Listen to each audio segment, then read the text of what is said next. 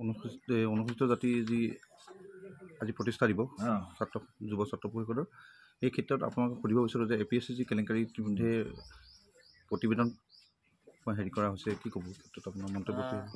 অনুসূচিত জাতি যুৱ ছাত্ৰ পৰিষদ অসমৰ আজি ৯ম বাৰ্ষিক প্ৰতিষ্ঠা দিৱস আৰু আমি আজি কেন্দ্ৰীয় সমিতিয়ে অন্তুষ্টুপীয়াকৈ নগাঁও জিলা সমিতিৰ উদ্যোগত আমি গুইমাৰীত এই অনুষ্ঠানভাগী আচলতে আমি ৰূপায়ণ কৰিছোঁ।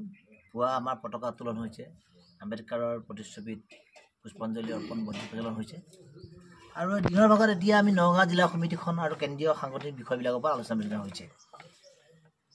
আহি থকা দিনত অনুসূচিত জাতি যুৱ ছাত্ৰ পৰিষদে অসমীয়া জাতিৰ অস্তিত্ব ৰক্ষা কৰা, অনুসূচিত জাতিৰ সাংবিধানিক মৰ্যাদা আদায় কৰা আদি সম্পৰ্কত কাম কাজ কৰি যাব লাগিব।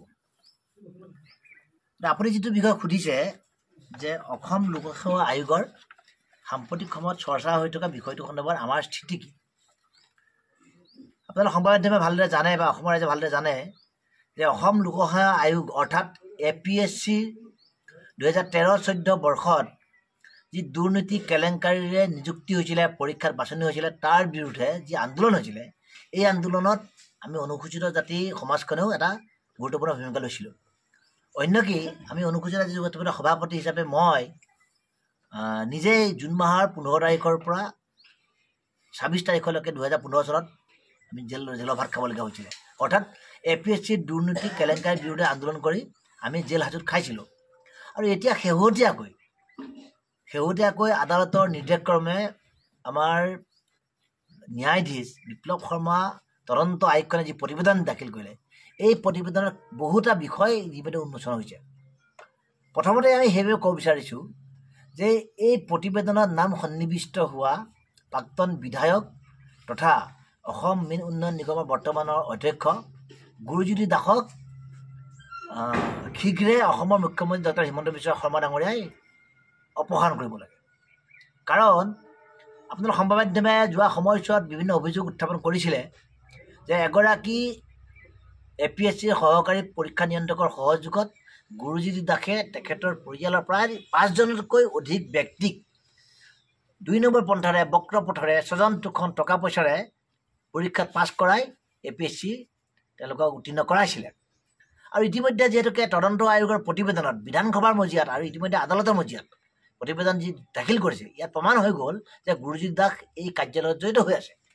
আৰু সেইবাবে আমি অনুসূচিত যুৱ ছাত্ৰ পৰিষদে দাবী উত্থাপন কৰোঁ যে গুৰুজ্যোতি দাসক তাৎক্ষণিকভাৱে কাৰ্যকৰী হোৱাকৈ মীন উন্নয়ন নিগমৰ অধ্যক্ষ পদৰ পৰা অপসাৰণ কৰিব লাগে। ইতিমধ্যে মীন উন্নয়ন নিগমৰ জৰিয়তে মীন উন্নয়ন নিগম বা মীন ক্ষেত্ৰখনত কিমান উন্নয়ন হৈছে, কিমান আমাৰ মৎস্যজীৱী কল্যাণ হৈছে, এই কথা ৰাইজে স্পষ্ট হ'লেই। অৰ্থাৎ গুৰুজ্যোতি দাসৰ দিনত উন্নয়ন কল্যাণ যেনেধৰণে হ'ব লাগিছিলে নাই হোৱা বুলি আমি উপলব্ধি কৰোঁ। আৰু ইফালে তেখেত কেলেংকাৰীৰ লগত জড়িত এগৰাকী ব্যক্তি, APSCৰ দ্বাৰা তেখেতে নিজৰ পৰিয়ালৰ তেখেতৰ আত্মীয়স্বজনক চাকৰি দিছিলে 2 নম্বৰ পন্থাৰে, গতিকে তেখেতক অপসাৰণ কৰিব লাগে।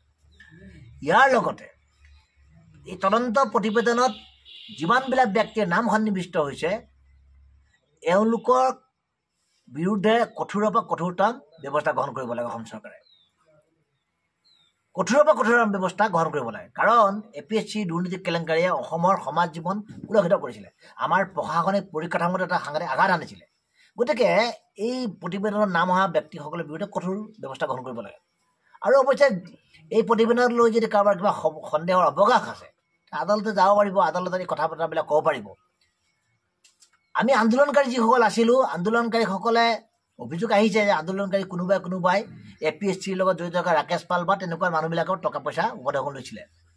টকা পইচা উপঢৌকন লৈছে নলৈছে সেইটো এটা বেলেগ বিষয়, কিন্তু আন্দোলনকাৰী ব্যক্তিসকলে, আমি আন্দোলনকাৰী মানুহবিলাকে যদি দুৰ্নীতি কেলেংকাৰীত জড়িত থকা পৰোক্ষ বা প্ৰত্যক্ষ যিয়ে নহওক জড়িত থকা ব্যক্তিসকলৰ লগত কথা পাতোঁ, মিটিং কৰোঁ। ইতিমধ্যে আৰু এটা বিতৰ্ক আৰম্ভ হৈছে যে শ্ৰীমন্ত শংকৰদেৱ সংঘই কোনোবা এটা বক্তব্যত শংকৰদেৱ সংঘৰ কোনো ব্যক্তিয়ে কৈছে যে অসমৰ সমাজ জীৱনৰ আটাইতকৈ পিছপৰা শ্ৰেণীটো হ'ল অনুসূচিত জাতিৰ লোকসকল।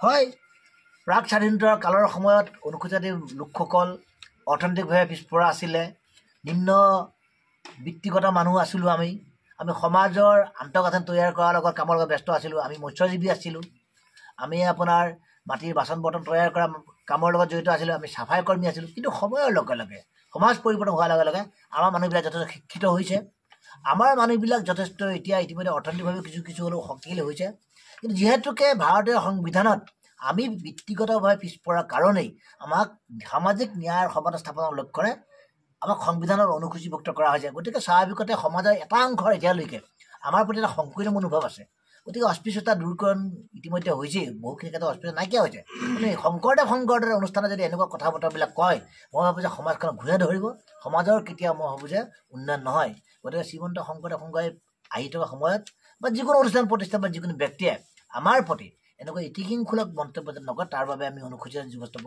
সকলোকে আমি বিনম্ৰভাৱে আহ্বান জনাইছোঁ